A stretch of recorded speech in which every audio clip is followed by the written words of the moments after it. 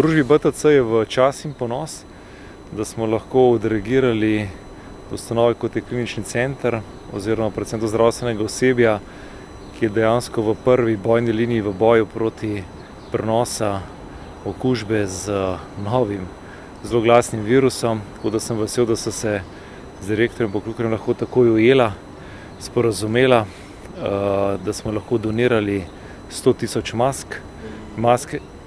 100.000 mask.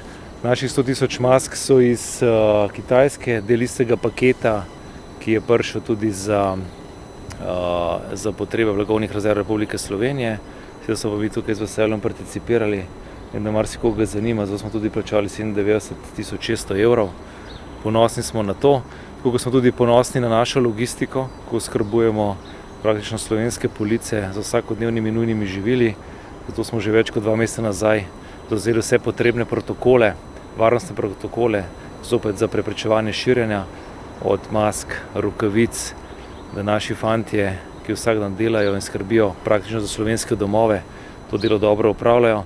Torej, če ste vi v prvi vrsti, z direktorjem na čelu in so zdravstveno osebe, katerim res kapa dol, smo mi takoj za vami in z vami in s tem tudi apeliramo na ostale, da bi tudi pomagali v tej borbi in tudi donirali mi 100.000 mask, tudi pa morda tudi kaj podobnega ali celo več. Hvala lepa.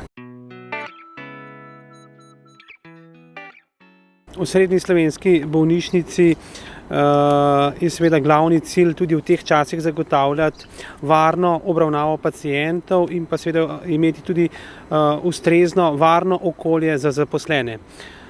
Naši zaposleni se vsakodnevno razdajajo in nesebično pomagajo pacientom, ne glede na to tudi, če imajo koronavirus, in zato morajo biti zaščiteni. Ena od pomembnih del osebne varovalne opreme so seveda maske.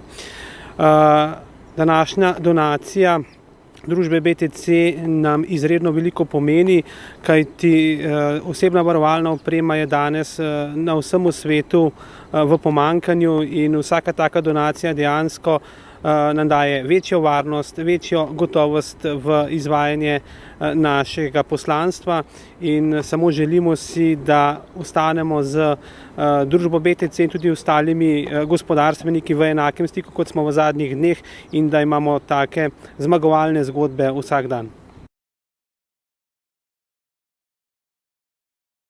Po, začetni krizi oziroma manku osebne varovalne opreme lahko rečemo, da imamo v teh dneh osebne varovalne opreme dovolj in da seveda vsakodnevno z državnimi blagovnimi rezervami uskladujemo naše vsaj tedensko poslanstvo oziroma potrebe po osebni varovalni opremi in na ta način smo ves čas ustrezno preskrbljeni.